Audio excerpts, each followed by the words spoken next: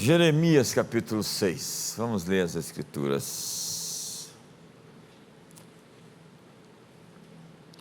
Antes de entrar na teologia da restituição, nós precisamos fechar algumas portas, algumas arestas, algumas brechas. Diz o texto: porque assim diz o Senhor dos Exércitos: cortai árvores e levantai tranqueiras contra Jerusalém. Esta é a cidade que há de ser punida, só opressão há no meio dela. Como o poço conserva frescas suas águas, assim ela a sua malícia, violência e estrago se ouvem nela. Enfermidade e feridas adiante de mim continuamente. Aceita a disciplina, ó Jerusalém, para que eu não me aparte de ti, para que eu não te torne em assolação e terra não habitada. Há um ponto onde as coisas realmente acontecem. É Jacó no Val do Jaboque. Eliseu, depois do Jordão: pede-me o que tu quiseres. Salomão, naquele sonho, depois de oferecer 1000 sacrifícios. Jesus dizendo: se estiverdes em mim e as minhas palavras em vós, pedireis o que quiserdes. Entenda que isso tem a ver com um alinhamento de coração. Isso não tem nada a ver com luxúria. Isso não tem a ver com pedir, como diz Tiago, e pedir e não recebeis, porque pedir mal para os seus próprios deleites. E ele joga pesado, dizendo: vocês não sabem que a amizade com o mundo é inimizade contra Deus? Deuteronômio capítulo 27, Deuteronômio capítulo 28, vai discorrer acerca da bênção e da maldição. Se atentamente ouvides a minha voz, obedecendo os meus mandamentos, sereis benditos no campo, na cidade, bendito o fruto do seu ventre, o fruto da sua terra, o fruto dos seus animais, o fruto do seu solo. Emprestareis, não tomareis emprestado. Sereis cabeça, não cauda, estareis por cima, não por debaixo. Os seus inimigos virão por um caminho, fugirão por 7 caminhos. Mas se não obedecerdes, o inverso disso também é verdadeiro. Em 2 Crônicas 7, 14 vai dizer: se o meu povo, que se chama pelo meu nome, se humilhar, orar, me buscar, se converter dos seus maus caminhos, eu ouvirei dos céus e sararei a sua terra. Veja que todas essas bênçãos são condicionais. É como o Salmo 38, existe lá um se, existe uma parte que você faz e a outra parte que Deus executa. Na Bíblia, sempre a proposta de Deus para o povo se arrepender, ou, do contrário, viria o juízo, o julgamento. Jeremias diz: desde a madrugada eu clamei a vocês, mas porque eu clamei e vocês não me ouviram, vocês clamarão e eu não ouvirei vocês. Jonas passa por Nínive e diz: 40 dias e a cidade será subvertida. 40 dias. Já pensou um pregador como esse que prega uma mensagem de uma frase só? 40 dias e a cidade será subvertida. Nínive se arrependeu e o julgamento passou. Na verdade, ele foi adiado, né, daquela geração.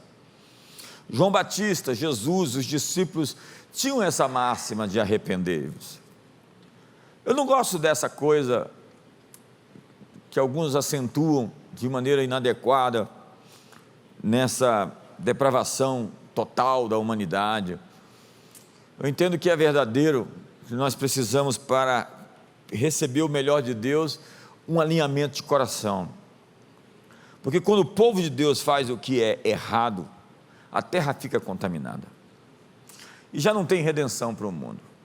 Quando a igreja falta ou falha em redimir a sociedade, o julgamento cai sobre a sociedade. E a história da Bíblia é pecado e redenção. edificação e purificação mediante juízo, porque o que não for purificado pelo sangue de Jesus, vai ser purificado pelo fogo do julgamento. E nós temos isso lá no livro de Judas, onde nós vemos anjos que caíram, Sodoma e Gomorra, a civilização pré-diluviana, os cananeus, todos foram punidos, julgados. Em Gênesis aparece a expressão, sua descendência vai ser escrava por 430 anos, até que se encha a medida do cálice dos amorreus. Ou seja, é como se a pessoa continuasse no erro, e aquilo fosse enchendo um cálice, até que transborda e o julgamento chega. Nós vivemos em um mundo de injustiças e de ofensas. E a violação do relacionamento de uma pessoa para com outra, quando não resolvida, exige um juiz. Um juiz existe para julgar uma situação onde duas pessoas não conseguiram se resolver, não conseguiram se entender. E no caso dessas pessoas, por vezes é Deus quem vai julgar a causa.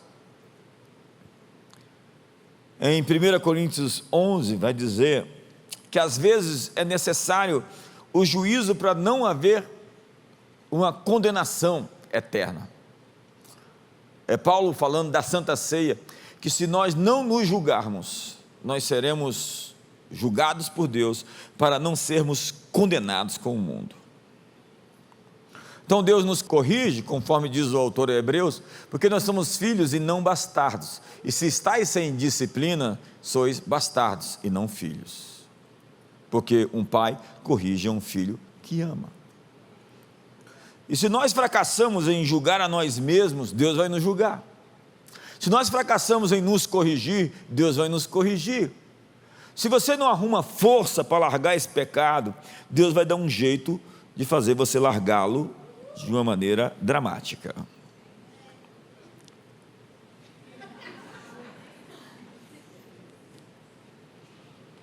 Porque Ele te ama e não quer que você seja condenado. Em 1 Coríntios capítulo 5, diz que um sujeito dormiu com a esposa do pai, a madrasta. Aí Paulo ficou tão furioso que diz que o corpo desse homem seja entregue à destruição para que a sua alma seja salva. Ele ia apodrecer fisicamente, num arrependimento, num leito de morte, para se arrepender e se converter. Tenso isso, não? Na verdade, senhoras e senhores, o pecado traz muitas dores, e a escolha sempre pertence a nós. Existem muitas feridas a serem curadas e pecados para serem redimidos. Existem pecados institucionais, patrões contra empregados, empregados contra patrões, feridas entre classes, feridas raciais, legados coloniais, pecados históricos dos homens contra as mulheres, das mulheres contra os homens, governantes contra governados, igreja contra igreja. Esta é a hora de lidar com as ofensas. Nós estamos aqui para lidar com as injustiças. Se nós queremos restituição, nós precisamos alinhar nosso coração. Porque, por vezes, nós não sabemos que conta estamos pagando. Davi estava no meio de uma seca. E Davi era um homem de Deus. E ele pergunta a Deus o que aconteceu. Então vem um profeta e diz: nos dias de Saul, teu antecessor, ele matou os gibeonitas, ele provocou um genocídio. E existia um pacto bem anterior de Josué com Gibeão, de que a espada de Israel não se daria contra os gibeonitas. Eles se disfarçaram, disseram que vieram de longe, de uma terra muito distante, pegaram pão velho, roupas velhas, e fizeram aliança com Josué. Depois que Josué descobriu, Josué já tinha feito aliança, e a aliança não se quebra assim depois que faz. Mas Saul matou os gibeonitas.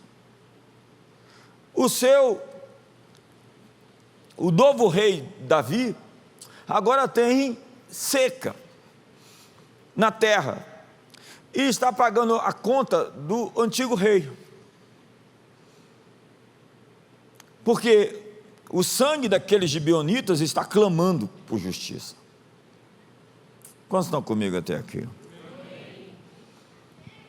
Abraham Lincoln acreditava que a guerra civil americana foi o juízo de Deus pela nação ter permitido os horrores da escravidão, ainda que avisada pelos seus profetas desde cedo. Veja o que ele diz em seus Trabalhos de Abraham Lincoln, abre aspas: se supomos que a escravatura americana é uma dessas ofensas para as quais, na providência de Deus, crises são necessárias, mas as quais, tendo cumprido o tempo designado, credulamente esperamos, fervorosamente oramos que este forte flagelo da guerra possa passar rapidamente.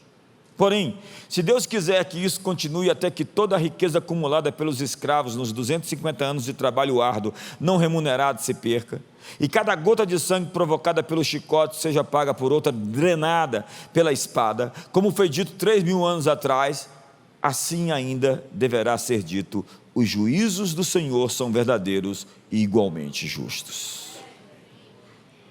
John Wesley considerava a escravatura americana a mais vil já existente. O bispo Thomas Coke circulou nas colônias pregando em alta voz contra a escravidão. A igreja metodista, na Conferência Geral de 1784, decidiu que todos os metodistas deveriam libertar seus escravos no prazo máximo de 12 meses. Quando a igreja falha no seu papel sacerdotal e profético de purificar a terra, o resultado é juízo prolongado sobre a terra. Foram 600.000 pessoas que morreram na Guerra Civil Americana, irmãos matando irmãos. Na época, 2% da população existente ali. Tudo aquilo que não for purificado pelo sangue, será purificado pelo fogo.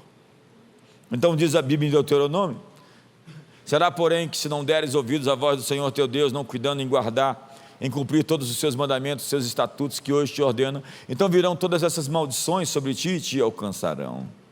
As pessoas dizem por aí que não tem mais maldição, porque Cristo nos resgatou da maldição da lei, fazendo-se Ele próprio maldição em nosso lugar. É verdade que Jesus fez isso, mas entre uma verdade que existe e a oficialização dela na sua vida, existe um caminho para acessar a cruz, o arrependimento e o perdão.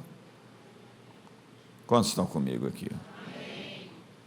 É verdade que Jesus nos resgatou da maldição da lei, mas é também verdade que eu tenho que me arrepender dos meus pecados a fim de receber sua misericórdia, sua graça, seu perdão. Muitos dos itens de Deuteronômio, a partir do verso 15 do capítulo 28, estão claramente visíveis em sociedades. Fala sobre céu de bronze, chão de ferro, seca, doenças incuráveis, conflitos familiares. A Bíblia diz que a terra está ferida de maldição, como disse o profeta Isaías. Veja o que ele diz: visão de Isaías, filho de Amós, que ele teve a respeito de Judá e Jerusalém nos dias de Uzias, Jotão, Acás e Ezequias, rei de Judá. Ouvi, ó céus, e dá ouvidos, ó terra, porque o Senhor é quem fala: criei filhos e os engrandeci, mas eles estão revoltados contra mim. O boi conhece o seu possuidor e o jumento o dono da sua manjedoura, mas Israel não tem conhecimento, o meu povo não entende. Deus está falando: o boi e o jumento são mais inteligentes do que vocês. Ai dessa nação pecaminosa, povo carregado de iniquidade, raça de malignos, descendência de malignos, filhos corruptores, abandonaram o Senhor, blasfemaram do Santo de Israel, voltaram para trás, porque a vez de ainda ser feridos, visto que continuais em rebeldia. Olha esse verso: toda a cabeça está doente e todo o coração enfermo. A mente está doente e o coração, as emoções estão feridas. Nós nunca tivemos tanta gente paranoica, esquizofrênica, surtada, psicótica, histérica, transtornada emocionalmente, desagregada, desnorteada, desgovernada, perdida, desiludida, adoecida. Essa é uma era muito estranha. Nossos jovens estão drogados, prostituídos, bêbados, angustiados, deprimidos, esquerdizados.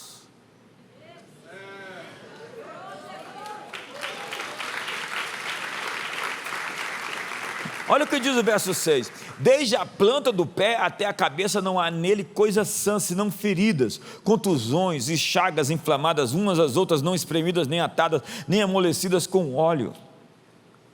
Ele está dizendo que a cabeça está ferida porque a mente está ferida, os pensamentos estão feridos, o sistema de crença está ferido. A vossa terra está assolada, as vossas cidades consumidas pelo fogo, a vossa lavoura os estranhos devoram em vossa presença, e a terra se acha devastada como numa subversão de estranhos. Sim, a terra estava ferida. E a base de direito legal para a opressão dos espíritos territoriais está na idolatria, na injustiça. As pessoas dizem: sai, Satanás. Sai, não funciona. Quando ele tem uma base legal de direito para permanecer na sua casa, porque você tem um adultério não confessado e que está ali escondido, onde a atmosfera da sua família está sendo corrompida por uma coisa que não está resolvida.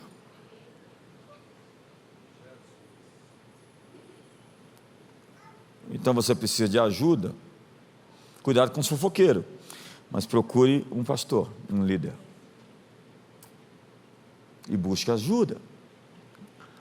Você não pode ficar com essa nuvenzinha passeando dentro da sua casa, essa permissão que o inimigo tem de oprimir você e seus filhos.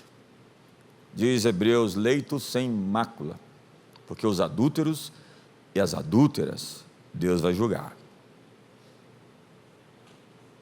Muita família sob júdice, de repente o divórcio acontece.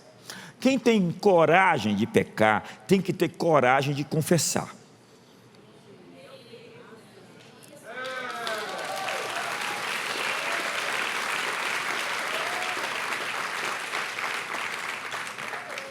Satanás está com as garras afiadas e cravadas em pessoas que têm uma base de direito legal. A adoração a esses deuses falsos dá a permissão dos espíritos de oprimir o povo, onde desesperados por ajuda se devotam a deuses cruéis, que nos levam a uma longa história de escravidão, famílias escravizadas. Quantas famílias sob júdice, sob o controle de espíritos malignos? Hoje o ídolo mais popular é Mamon.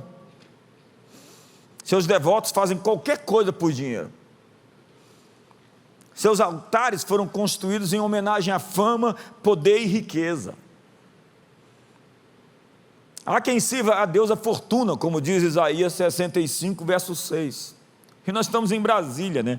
No Brasil tem de tudo. Tem gente que já ganhou na loteria dezenas de vezes. Vende-se sentenças e laudos periciais, falsifica-se remédio.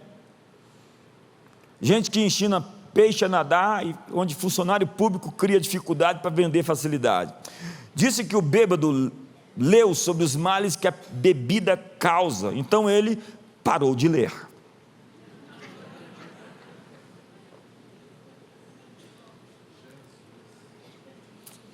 O sujeito foi lá, comprou um maço de cigarro, e lá estava escrito: fumar provoca impotência sexual. Ele voltou àquela banca e diz: ei, não tem aquele que só causa câncer?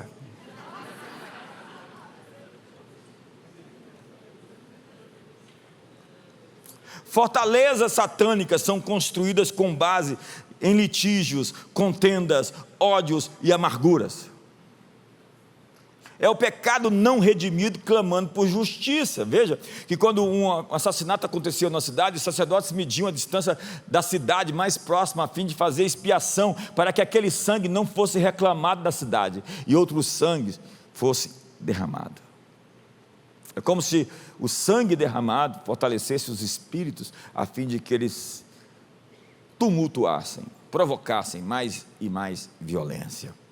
A boa notícia é que os principados estão sendo derrubados e a igreja está sendo assentada nos lugares celestiais, nos lugares de governo.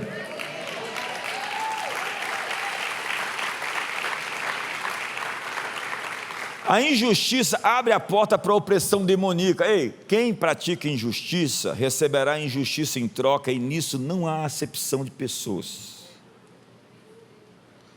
Cristãos deveriam cuidar muito bem para não semear nada que não queiram colher. para não falar da vida dos outros, do que não sabe e do que não está realmente certificado, confirmado, respaldado por provas. Quantos estão comigo aqui hoje? As armas do diabo são acusação e decepção. E lá em 2 Coríntios 2, verso 11, diz que nós temos que perdoar, porque nós não podemos dar vantagem a Satanás, porque nós não ignoramos seus desígnios. A palavra é esquema, né? Ele tem uma estratégia. Se o inimigo consegue lhe prender em uma ferida, ele consegue ter êxito, te deixar amargo, e você é um potencial amalequita.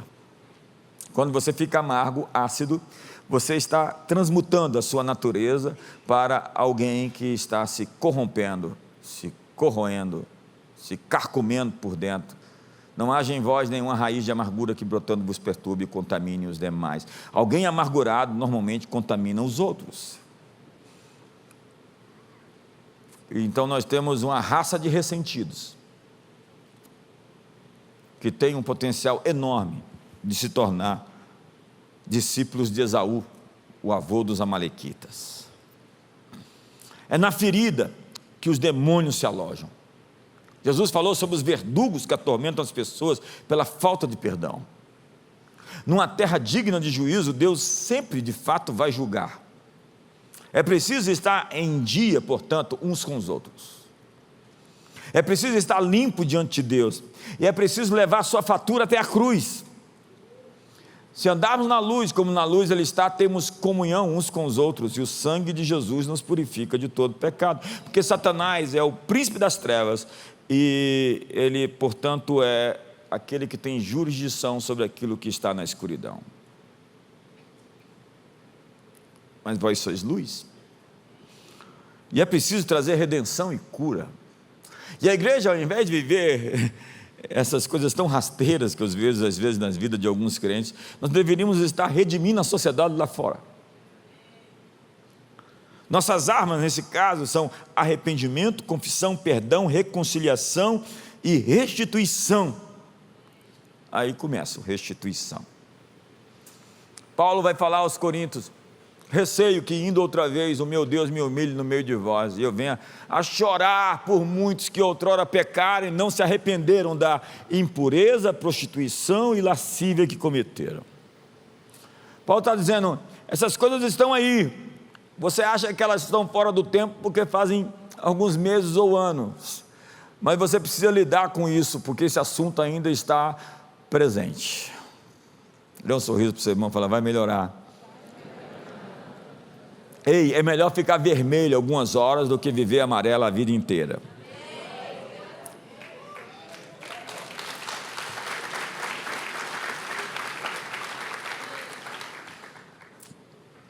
Nós temos muitos homens de Deus aqui que você pode pedir ajuda e eles vão te proteger e te guardar. Você tem que começar restituindo então. Se eu quero restituição, eu começo restituindo. Então, você tem que restituir ao irmão que você difamou, que você tirou a boa fama, ou que você roubou. A gente fala assim, não, perdoa aí. Não, vai lá e paga o fulano. Jesus disse, antes de depositar sua oferta, livra-te do teu inimigo. Antes de apresentar sua adoração, resolve a questão com seu irmão. Filhos devem restituir aos seus pais a honra, e pais devem restituir aos seus filhos, porque a Bíblia diz, não provoque a ira dos seus filhos, pais. O cônjuge deve restituir ao seu cônjuge, a esposa ao seu marido a honra, e o marido à sua esposa o amor, e palavras, e alinhamentos, e orações, e jejuns. O pastor deve restituir a ovelha e a ovelha ao pastor. A teologia de restituição serve para todo mundo. Então nós vamos ter que trazer se nós vamos trazer o trono do julgamento contra os nossos inimigos, nós temos que começar nos arrependendo para que não haja em nós lugar para Satanás. Jesus disse, aí vem o príncipe desse mundo e ele não tem nada em mim.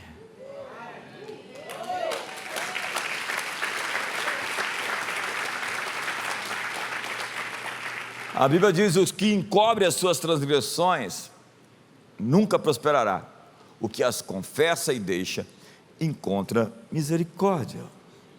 Então nós vamos começar. Nós vamos fazer uma oração rápida aqui com o pastor Felipe. Fique de pé e depois eu continuo a pregar.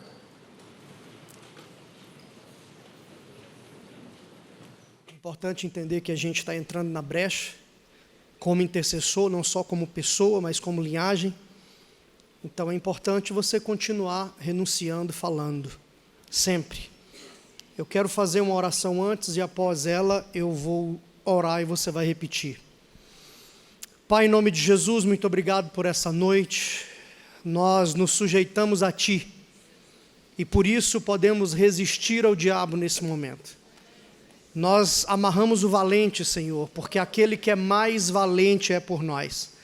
E se Deus é por nós, quem será contra nós? Guardamos as nossas casas, as nossas famílias, nos torna oculto agora aos olhos dos inimigos.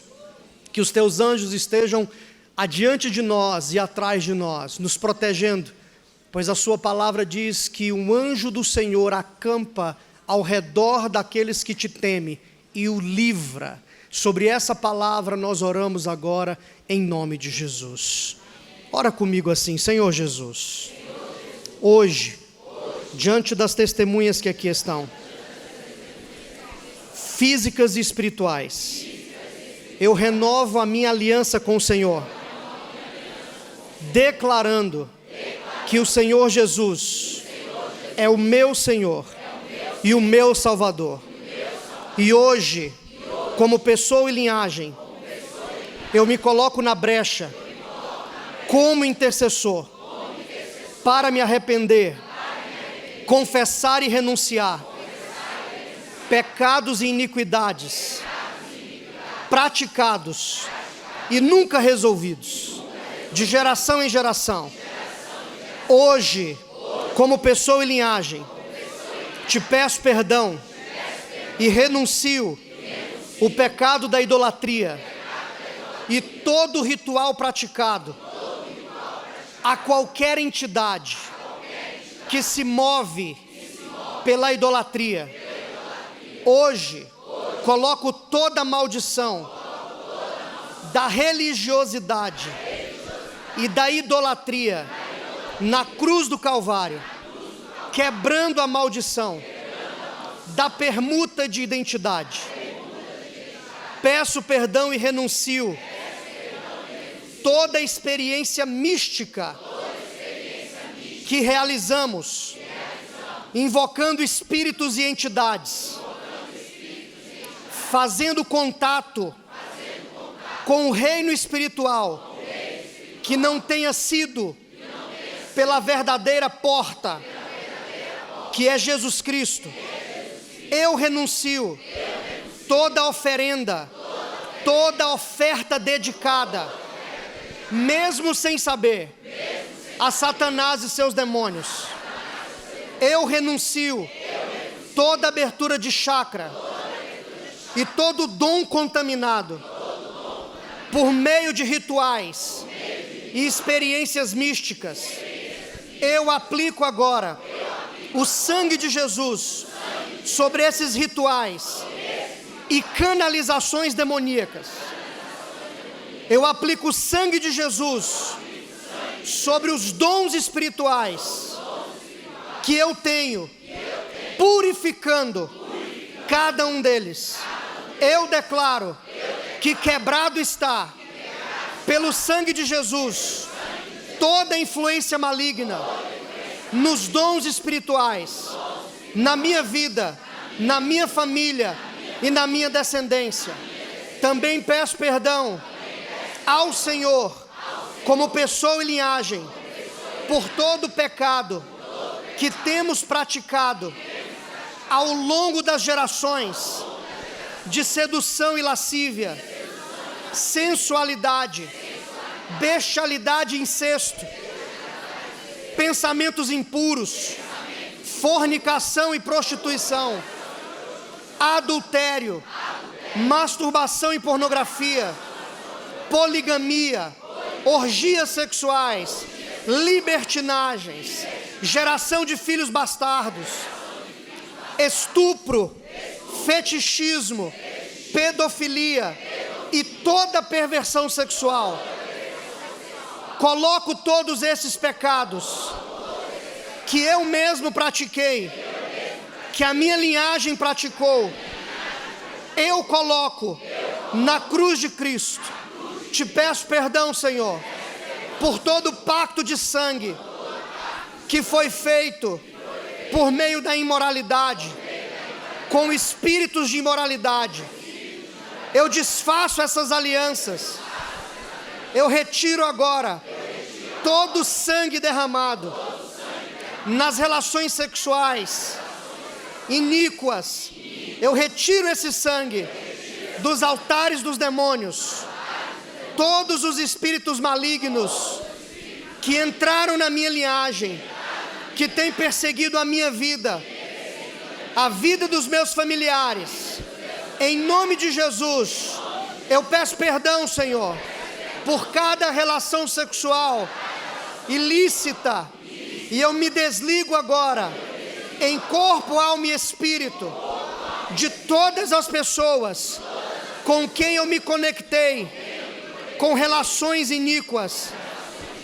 Em nome de Jesus, eu coloco o sangue de Jesus entre minha alma e a alma dessas pessoas, que seja arrancada agora da minha vida, da minha família e da minha descendência toda exploração demoníaca por causa desses pactos. Senhor, em nome de Jesus, purifica o meu ser, a minha cama, que seja um leito sem mácula, sem nenhuma mancha, sem perturbação demoníaca, que a minha vida sexual esteja purificada, em nome de Jesus.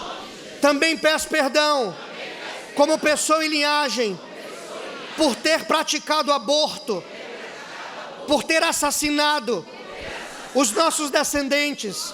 Retira, Senhor, esse sangue das mãos dos demônios.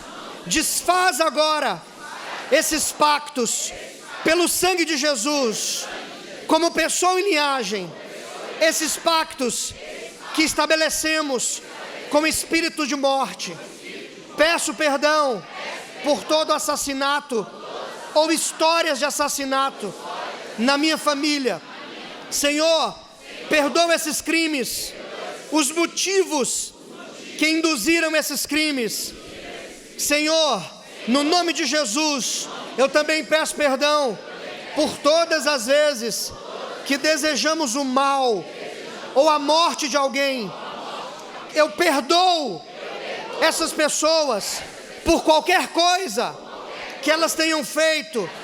Senhor, de todo o meu coração, eu perdoo todas essas pessoas que me prejudicaram ou prejudicaram alguém da minha família.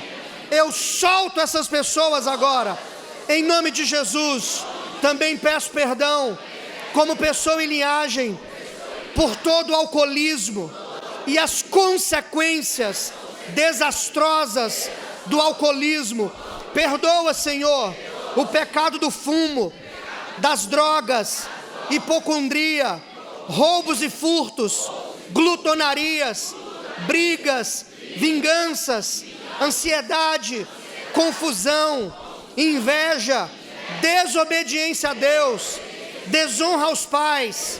Senhor, em nome de Jesus, como intercessor, eu peço perdão por todos esses pecados e confesso essas iniquidades, colocando na cruz do Senhor as respectivas maldições. Espíritos familiares, portadores de doenças no corpo, doenças mentais, espíritos familiares que induzem aos vícios. Hoje, Senhor, eu quebro a aliança, o pacto, os acordos com esses espíritos Pelo sangue de Jesus, eu desfaço agora todos esses acordos e que esses espíritos se curvem diante de Jesus, do nome de Jesus, que está sobre todo nome. E por esse nome, eu ordeno agora que todos vocês saiam da minha vida, família, descendência, liberando o fluxo natural das bênçãos de Deus sobre nós. Eu renovo a minha aliança com o Senhor, consagrando ao Senhor toda a minha família, parentela, descendência, meu casamento, os meus filhos, os filhos dos meus filhos. Eu declaro novos céus, nova terra, aonde as promessas de Deus vão se cumprir na minha vida, na minha linhagem. Eu te agradeço, Senhor, pela libertação, pela salvação, através do sacrifício de Jesus Cristo, a quem eu dou a honra, a glória, o poder, o louvor, a majestade, pelos séculos dos séculos. Amém. Dê um brado de vitória ao Senhor, em nome de Jesus. Aleluia. Glória a Deus. Você tentou. Tome seu assento. Algumas pessoas quiseram fugir daqui correndo, não foi? Muitas pessoas têm sintomas nessa hora. Nós precisamos resolver essas questões e continuar resolvendo. Nós precisamos, ao invés de confessar pecados, confessar tentações, a fim de poder tomar controle sobre essas coisas e resolver as questões em casa e na empresa. Isaías 42, verso 22 diz: não obstante, é um povo roubado e saqueado, todos estão enlaçados em cavernas e escondidos em cárceres, são postos por presa e ninguém há que os livre, por despojo e ninguém diz restitui.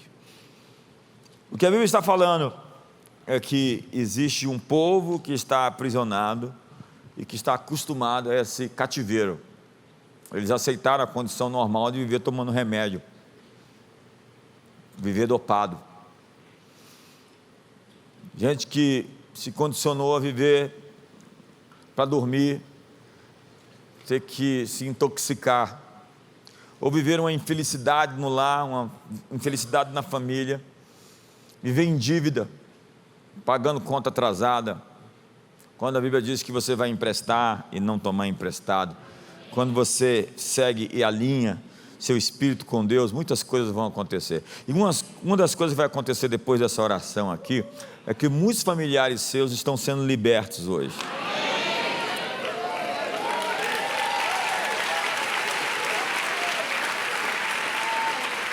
É Daniel, é Esdras, é Neemias que confessam os seus pecados e os pecados dos seus familiares.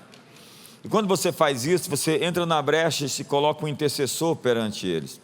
E de repente eles estão ali com um bloqueio que declina, e eles agora conseguem enxergar melhor as coisas, e eles começam até a querer te ouvir. Daqui a pouco alguém vai chegar e falar: me leva lá naquela tua igreja.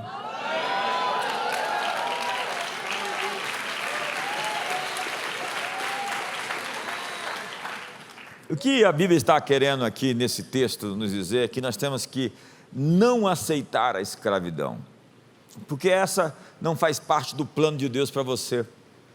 Não aceitar viver endividado, porque a Bíblia diz que quem vive em dívida é um escravo, e Deus não quer filhos escravos. Deus não tem isso para você. Deus não tem para você uma vida de enfermidade e de doença e de falta de disposição, lutando para levantar o corpo logo de manhã e sair porque você vive com dores. Não, Deus quer você saudável, Deus quer você forte, Deus quer você feliz no seu casamento. Deus não quer que você tenha filhos rebeldes, rebelados, desviados. Não, eles são a descendência bendita do Senhor. A promessa de Isaías é que você não terá filhos para a calamidade. A promessa de Deuteronômio é que bendito é o fruto do teu ventre. Então abençoe a sua família todas as vezes que você puder. Ore e declare palavras de bênção. Eu quero ler outro texto sobre restituição. Nós temos muitos textos de restituição na Bíblia, mas eu já estou quase aterrissando. Se alguém furtar boi ou ovelha, ou abater ou vender, por um boi pagará 5 bois, e 4 ovelhas por uma ovelha. Você vê que a restituição não é o que foi roubado. Sempre vem mais. O verso 4 diz: se aquilo que roubou foi achado vivo em seu poder, seja boi, jumento ou ovelha, será pago o dobro. Então diga para o seu irmão, Deus vai te restituir no mínimo o dobro. Se alguém der ao seu próximo dinheiro ou objetos a guardar, e isso for furtado daquele que o recebeu, se for achado ladrão, este pagará o dobro. Se o ladrão não for achado, então o dono da casa será levado perante os juízes a ver se não meteu a mão nos bens do próximo. Em todo o negócio frauduloso, seja a respeito de boi, de jumento, de ovelhas, de roupas, ou de qualquer coisa perdida, de qualquer uma das partes, diz: esta é a causa de ambas as partes se levará perante os juízes, aquele a quem os juízes condenarem pagará ao dobro ao seu próximo. Então é hora de fazer conta. Nós somos prisioneiros de esperança, diz Zacarias, e o Senhor vos diz que desde agora vos restituirá o dobro. Há uma restituição nesse semestre, especialmente. Há uma restituição esse mês. Eu já tenho ouvido testemunho de pessoas, muitas coisas estão estornando, amizades e relacionamentos, um relacionamento com Deus mais profícuo. No livro de Joel, a Bíblia vai dizer: as eiras se encherão do trigo, os lagares transbordarão de vinho e de óleo. Restituir-vos-ei os anos consumidos pelo gafanhoto, migrador, pelo destruidor, pelo cortador, meu grande exército que enviou contra vós outros. Comereis abundantemente, vos fartareis e louvareis o nome do Senhor vosso Deus, que se ouve maravilhosamente convosco, e o meu povo jamais será envergonhado. Diga para o seu irmão, você não será envergonhado. Porque a natureza de Deus é resgatar os seus filhos, ainda que eles tenham errado. Deus tem uma promessa de resgate. Vamos ler? O Senhor resgata a alma dos seus servos, e dos que nele confiam, nenhum será condenado. Então vamos rapidamente aqui a alguns exemplos. Você lembra de Pedro? Pedro negou Jesus 3 vezes. E Pedro era um cara de pau se aparecesse de novo. Jesus manda dizer: vai ter Pedro, diga a Pedro para ele ter comigo na Galileia. Os discípulos até falaram isso para Pedro, mas eles nem esperavam que Pedro fosse aparecer. E Pedro apareceu. E Jesus emprestou o seu nome para Pedro e o tornou o apóstolo dos judeus. A vergonha dele ficou no passado, como uma história de superação que foi revertida em um ministério que mudou a história do mundo. Pensa em Moisés. Moisés assassinou um homem no Egito, e ele foi para o deserto de Midian, e ficou 40 anos ali, e depois de 40 anos ele voltou para a mesma geografia, em uma nova condição. Ele agora era o libertador de Israel, e ele se fez o líder, Deus o fez o líder de Israel em uma nova posição. Deus resgatou a história de Moisés. Veja Davi, que cometeu aquele grande pecado contra Urias, sua esposa Betseba.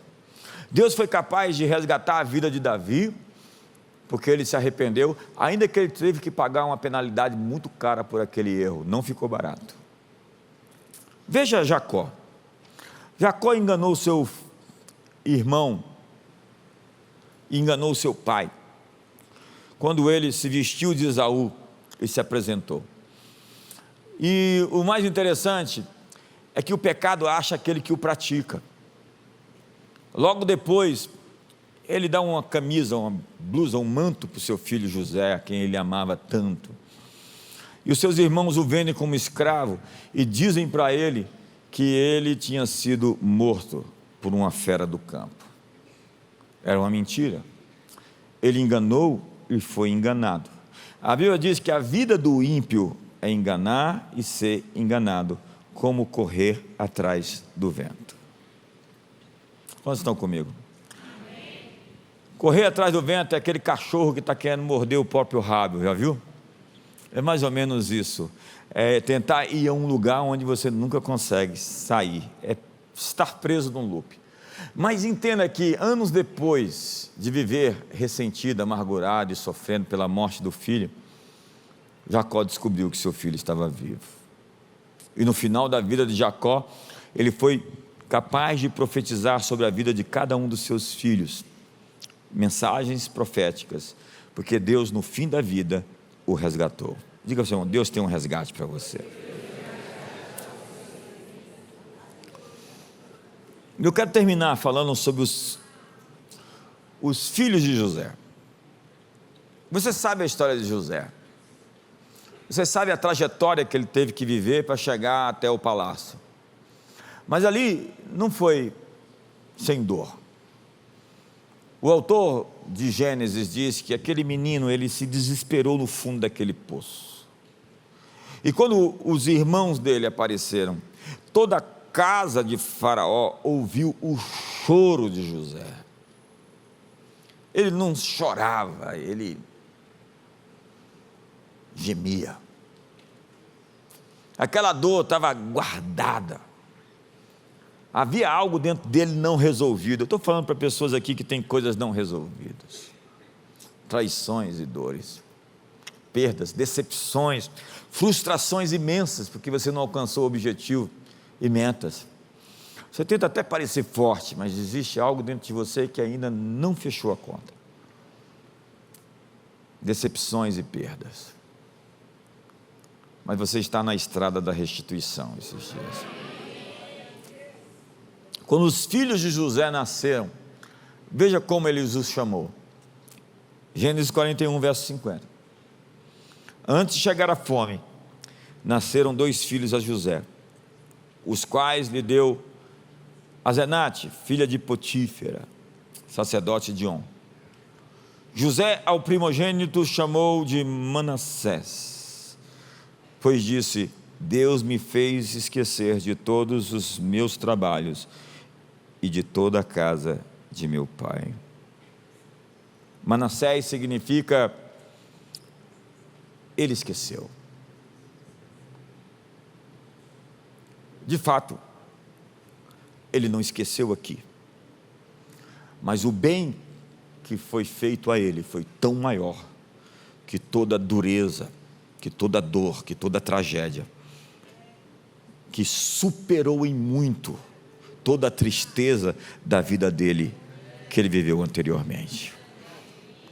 É como alguém disse: faça do seu futuro algo tão grande que o seu passado vai desaparecer.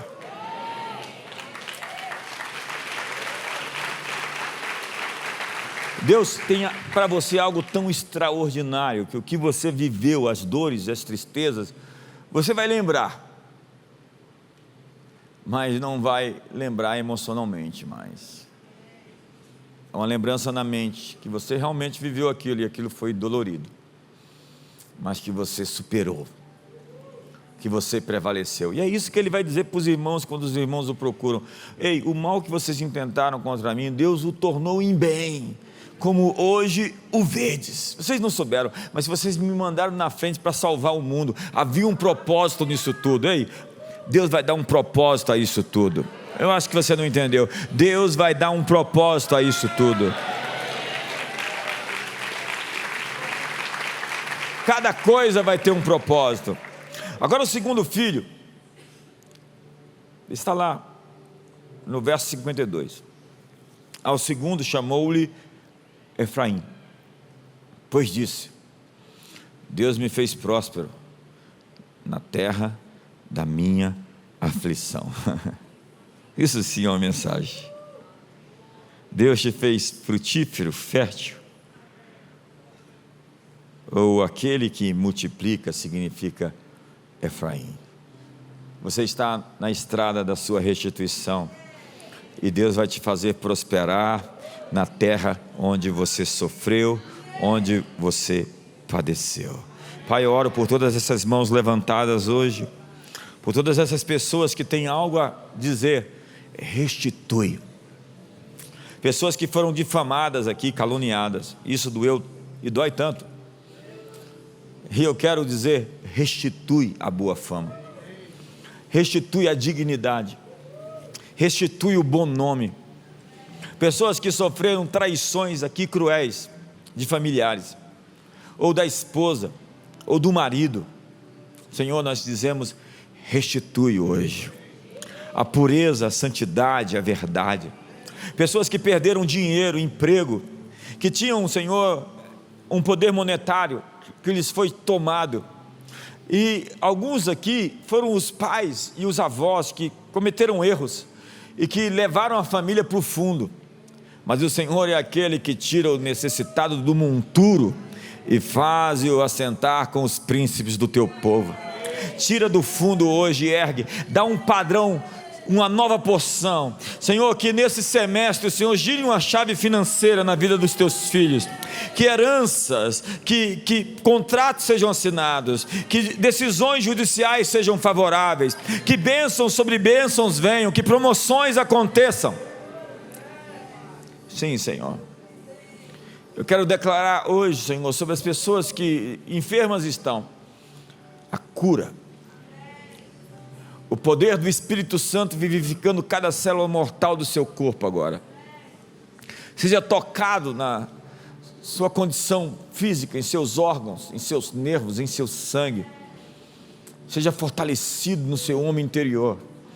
Seja sarado pelas pisaduras de Jesus. Receba a seiva e o verdor para viver com autoridade e com poder. Abraça a pessoa do seu lado e ore com ele. Existe um caminho agora sendo percorrido. Nós estamos dizendo essa noite, Senhor, restitui. Restitui. Nós clamamos essa noite por restituição. Restituição é o nosso clamor. Restituição é a nossa oração hoje. Pessoas que perderam famílias, pessoas que perderam seus filhos, nós queremos os filhos restituídos, casamentos restituídos, felicidade restituída. Pessoas que perderam o ministério, você tinha um ministério e você não tem mais. Eu quero declarar a restituição do seu chamado, da sua vocação, do seu plano. Pessoas que perderam o relacionamento com Deus, estão tão apáticas e tão frias. Eu quero liberar sobre você a restituição da comunhão, da intimidade. Como Davi diz, não tires de mim o teu espírito e a alegria da tua salvação. Que venha a alegria outra vez, que venha a satisfação, que venha o prazer. Nós queremos declarar a restituição sobre você e sobre sua linhagem familiar, de tudo aquilo que foi roubado antes de você nascer. Antes que nascêssemos, o diabo já tinha roubado nossos pais e avós. E nós queremos declarar a restituição chegando aos nossos filhos hoje. A restituição abrindo caminho para chegar à nossa descendência hoje. Aquilo que é nosso, que pertence à nossa linhagem, em até 1000 gerações, as bênçãos que o Senhor nos prometeu. Algumas pessoas leem a Bíblia, mas não conhecem o caráter de Deus. Você precisa conhecer a Deus para conhecer seu livro. Você conhece a Deus pelo seu livro, mas você conhece o livro pelo seu espírito. A natureza de Deus é sempre terminar melhor do que começou. Abre um sorriso por isso.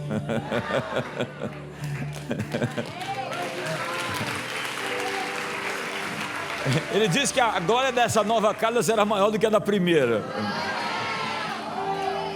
O poder usado para ressuscitar é superior ao poder usado para criar. Quando a criação foi quebrada, o poder que Deus usou para restaurá-la foi um poder superior. E a condição posterior do que foi restaurado é melhor do que originalmente era. Eu acho que você pode abrir um sorriso para isso.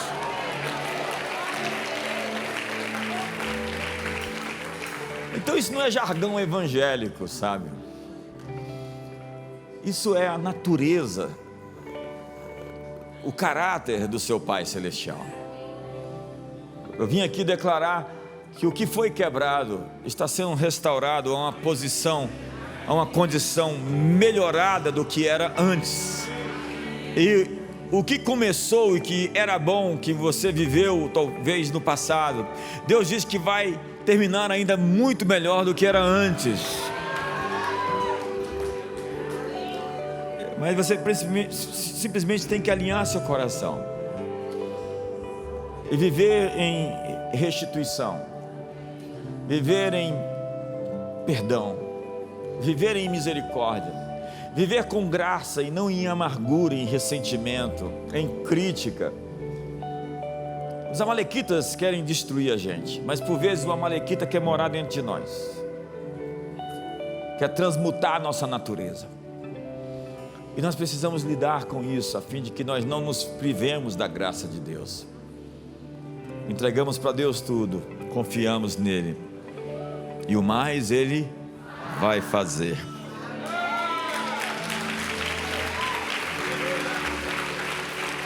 E tem outro texto, o anterior: agrada-te do Senhor e Ele satisfará os desejos do seu coração. O desejo do pai é satisfazer os desejos do filho. Deus deseja realmente, segundo João capítulo 16, verso 24: até agora nada tendo despedido, pedi e recebereis, para que a vossa alegria seja completa. Então eu quero declarar sobre você esse mês e esse ano um tempo de resgate e de restituição. Então levante a mão para o seu irmão e ore com ele. Eu estou encerrando. E abençoe a vida dele. Libere sobre ele palavras de vitória, palavras de bênção, palavras de favor, onde a misericórdia o assistirá, onde a bondade o susterá, onde a fidelidade se estenderá até os céus. E nós levamos à cruz hoje tudo aquilo que está em desconexão, em desacerto, e nós perdoamos e somos perdoados, somos redimidos, e Ele nos deu o ministério da reconciliação. Que o amor de Deus, a graça de Jesus e a comunhão do Espírito Santo seja sobre todos. Uma ótima noite para todos.